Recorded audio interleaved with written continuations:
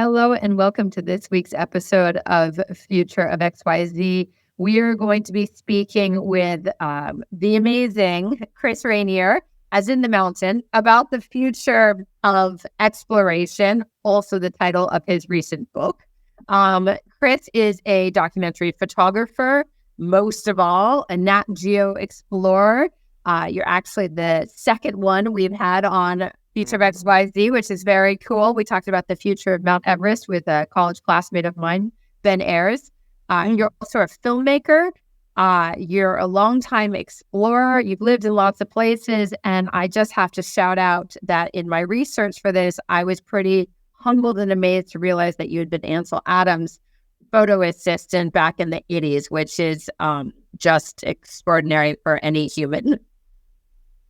Thank you. And it's a great honor to be here. And thank you for taking the time to do this interview and also listen to it. And I'm so excited to talk about exploration and photography and the world and whatever we get into.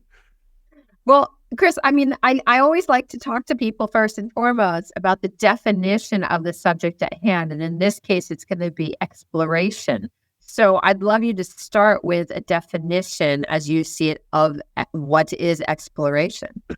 Very good question. And again, we'll probably get into it, but I come from a long history of explorers in my family, to distant relatives, to my grandfather and my father. So I was steeped in exploration and travel and adventure. I grew up in multiple countries around the world because of my father's profession. And so we had fantastic opportunities very early on in my sort of awareness of living with Aborigines and walking with the Maasai across Africa. And it was sort of inevitable that I would end up at the National Geographic. And I became very passionate about using photography as a social tool to make the world a better place. So being at the National Geographic also opened opportunities to get to know people like Jane Goodall and Louise Leakey and Sylvia Earle and so many others. So for me, exploration has always been about what we don't know on the planet, what we still need to do for the planet.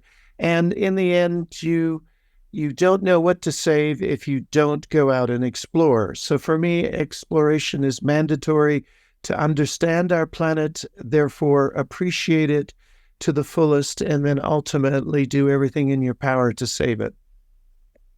I think we probably could stop the interview right there. That's the best break that down that I've ever gotten in 120 or so episodes at this point. But I want to talk a little bit about the fact that you did grow up in all of these different places, exposed especially to what we would consider indigenous cultures and language and things. And somehow in your biography, you have 6 books. We'll talk about your last book, which is called The Future of Exploration. But looking backwards in your own history, what was it about photography? And you talk about a lot of black and white photography and these cultures that kind of gave you that social impetus that kind of helped you probably process your own exploring.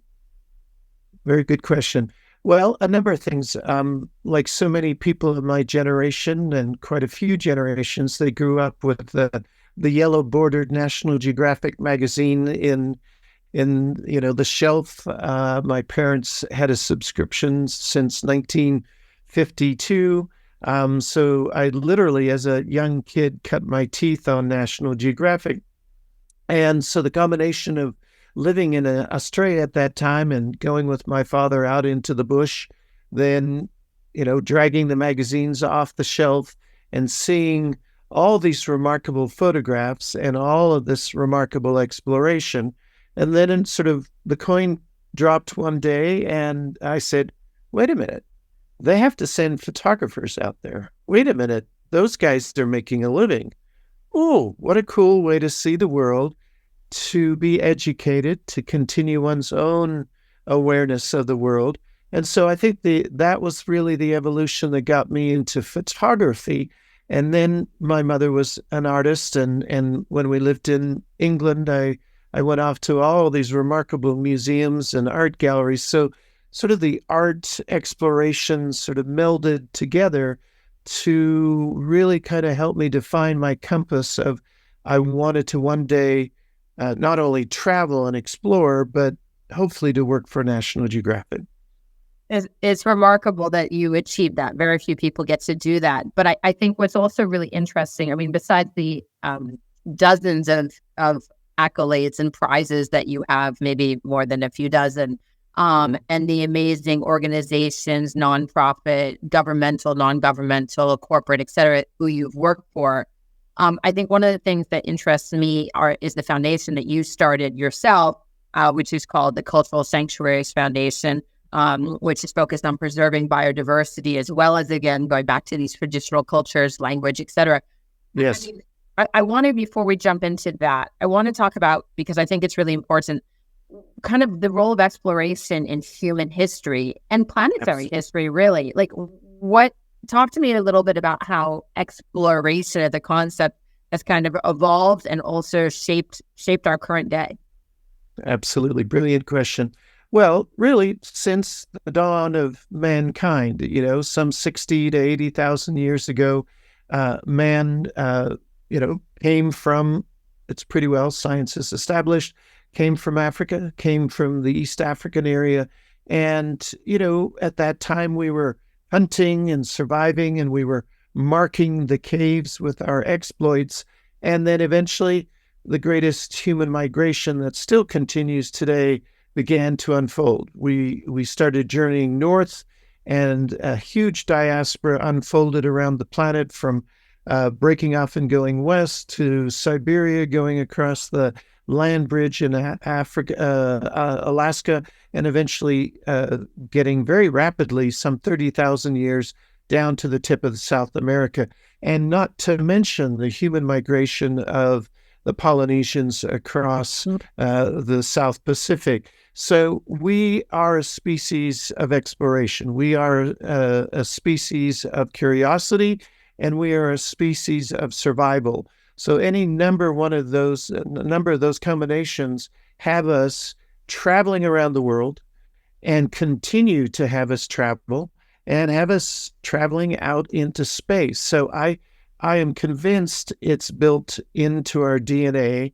And yes, some like to stay at home and read about it in books more than others going out and getting frostbite on Mount Everest. But I think it is embedded into our DNA, that curiosity, that level of evolution. And, I so believe, especially after doing this book, that we are living in the greatest era of exploration, that the exploration is truly only just beginning. Now, when we think of exploration, we think of Burton Speck, these sort of intrepid colonial explorers going off with pith helmets. That indeed was a part of our history, but also our history were people like Captain Cook, who took four full-time illustrators along on all of his explorations to document in beautiful books that I've seen at the Natural History Museum in London, flora and fauna. Those books are still today being used as a point of scientific of sort of exploration. So we are. I'm going to interrupt for a second. We saw that also with, great artists like Gauguin, who went to Polynesia, absolutely, or to the Galapagos. You're right. Yes. The transfer of that knowledge for those explorers is also meaningful. Absolutely. And so, I really, with this book and the subsequent lectures we're doing and pushing the message out, want people to think about that. No, we haven't discovered everything. Just because we've been to the top of Everest and down to the Mariana Trench and landed on the moon, that was just, that was the baby steps. We truly have so much more to explore, so much more to understand. And really the three key points for me in this research that we did for the future of exploration are, number one, the technology. Technology today is allowing us to see the world in such remarkable new ways. AI technology, the positive benefits of that, the technology of satellite LiDAR. Also, the other second point is diversity.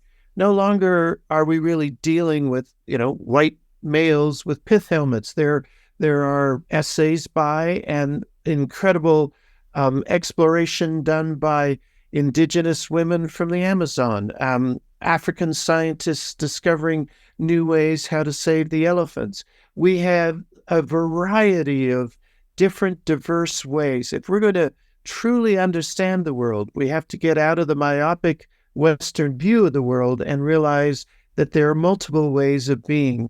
And those indigenous elders, that traditional knowledge, that different ways of looking at the world, when we truly include everybody. And the last point, actually the last 2 points, is really the race of time. It's no question that we have to help save this planet. So everything should be pointed to that. And maybe the last point, and for me the most poignant, is what Jane Goodall said in the book, is the future of hope, is not to give up hope, is to actually realize we can do this.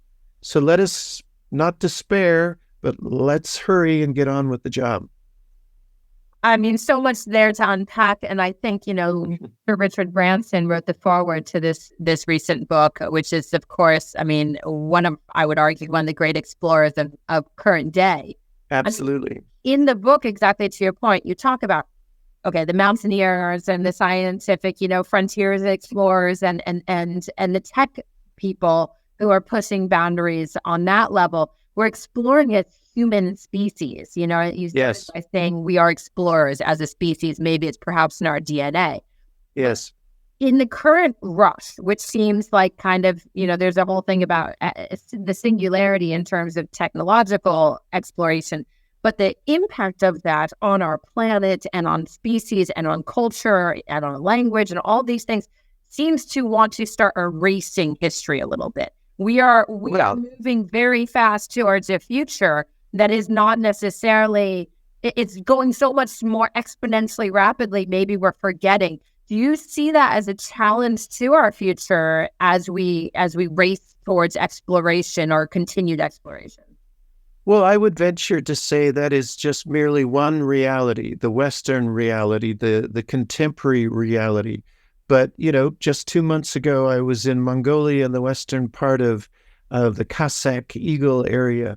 And they are living out and revitalizing their traditions and their knowledge bases. Weeks later, I was in Polynesia at a festival that marks a massive revitalization of traditions, again, natural and traditional knowledge. So beyond the horizon of the Western view is a remarkable affirmation and exploration of traditional knowledges and ways of saving the planet. And so I think what I fear is people get caught up in this narrative, and social media, for its benefits, also has the casualty that we become very insulated from the real world. And that is so why we need to explore. We need to shut down our iPhones. We need to shut down the computer and just go out there into the mountains. Go see other parts of the world and appreciate our reality is not the only reality. Well said. And I want to just read a quote that is, on your website and in the book, which is from Margaret Mead. And she said, "My greatest fear, having been born into a polychromatic world, is that my grandchildren, indeed all of our children, will one day wake up in a monochromatic world and never know that there's ever been anything else." What does this mean to you, and why does it resonate? Well, yet again, a fantastic question. And I always end my essay with that quote because, I have a 17-year-old son and I have to pry him off his iPhone as we drive through sometimes remarkable areas here in the West. I think we're all guilty of suddenly waking up one day and not even being aware that it's turned into a monochromatic world. And so every answer is complex. I am extremely hopeful. I am extremely positive that I think we will come through, but we need to pay attention. We need to monitor the technology that we're on. And again, just take off your shoes and feel the earth underneath your feet, and go lie down on your back on a spring morning, or for that matter, now that we're in winter, in a winter storm with the snow falling on you, is that those are the things that we need to pluck back into. And, I talk to a lot of Indigenous elders with our projects, and we talk about survival, and they stop me and they said, no, let's stop talking about survival. Imagine if we could return the planet to abundance. All water was clear, all skies were unpolluted, and everybody was aware of this and plucked into this. Now, many people would say that is naive. The world has changed, and indeed it has changed. But I think we still are at the crossroads here at the early part of the 21st century where we have a choice. And I don't want to live in a monochromatic world. I don't want my children and my grandchildren. And for me now, that is my responsibility, at least to help in a little way to ensure that doesn't happen.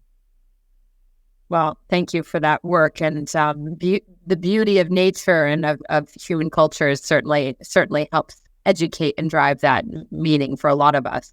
Yes. The 21st century, I talked about exponential change and certainly in technology, but also different kinds of exploration. We're kind of, as you just said, at the precipice of just something really different than we've seen previously.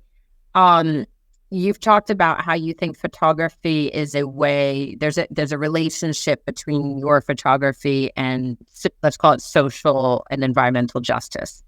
What is that responsibility as an explorer yourself? Thank you. Seeing is believing.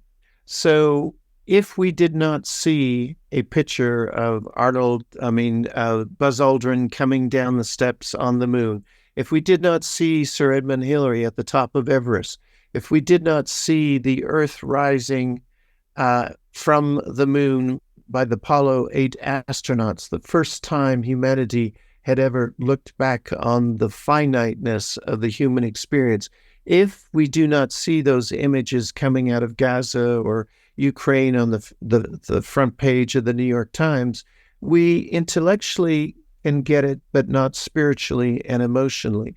To me, photography bears witness. You mentioned that I worked for Ansel Adams in the early 1980s. It was a great honor and pleasure. And one of the big responsibilities and projects that I worked with him on is to ensure his stunning images of Yosemite and Yellowstone and the California coast got seen by key individuals. So portfolios of his work were sent to different congressmen.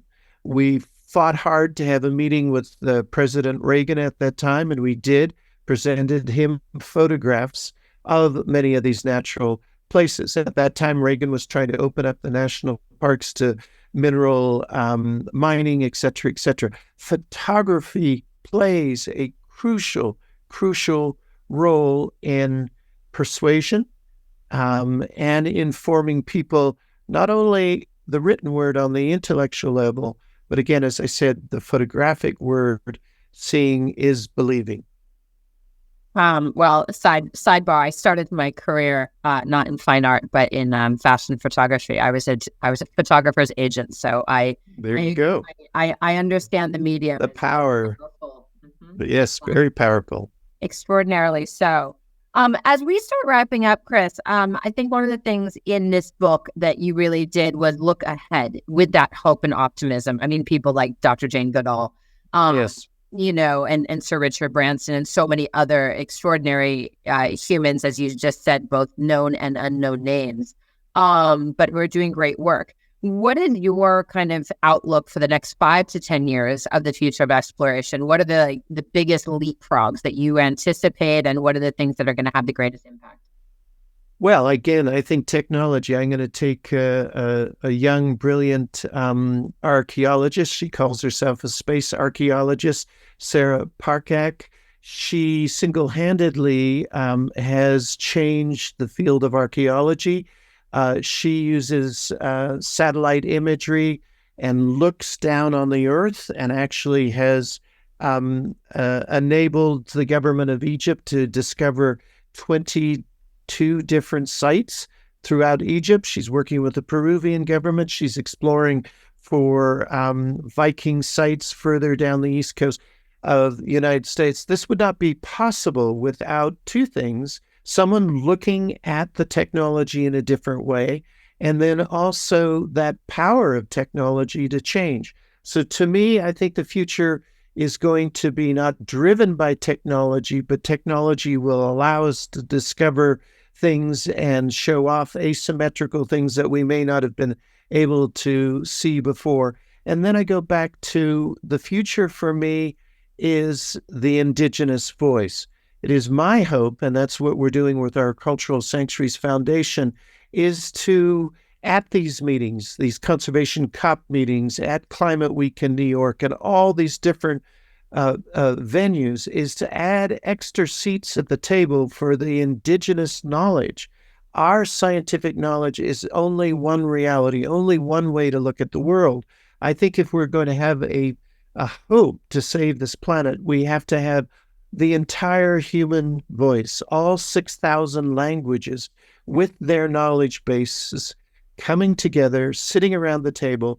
And I see that. I see that with one remarkable woman who wrote in the book, Neamonte Nequimo, and she single-handedly stopped drilling in Ecuador and the Amazon because of her efforts. And then there's Nainoa Thompson, the master wayfinder, who's allowing so many indigenous people, not only in Hawaii and Polynesia, but entire around the world, feel empowered that they mean something. Their voice means something. So I think we're at this exciting sort of seismic shift in exploration and the ability to actually pull off saving the planet. And that makes me so excited day to day. So would you say that's it is the last question, Chris? Would you say that's your greatest hope for where the future of exploration takes us 20 to or more years from now? Absolutely. The technology, the diversity, and I think we're all now focused in every possible way and variety of directions. We have to save this planet. We have to not just survive, but we need to take it back to abundance and beauty and grace. Chris Rainier, thank you so much for joining us on this week's episode of Future of XYZ. It has been a tremendous pleasure. Thank you so much. A great honor for me. Everyone who is watching or listening, you can visit chrisrainier.com. You can also buy his book, The Future of Exploration, which you will not forget the name of if you're listening to this. And for our podcast, you can find it anywhere you get your favorite podcast. You can watch it on YouTube at our presenting partner, Rhode Island PBS, ripbs.org/XYZ. And you can also follow us on Instagram at Future of XYZ. See you again in 2 weeks. Chris, thank you again, and safe travels to Laos and wherever else the world takes you next. Excellent. Thank you so much.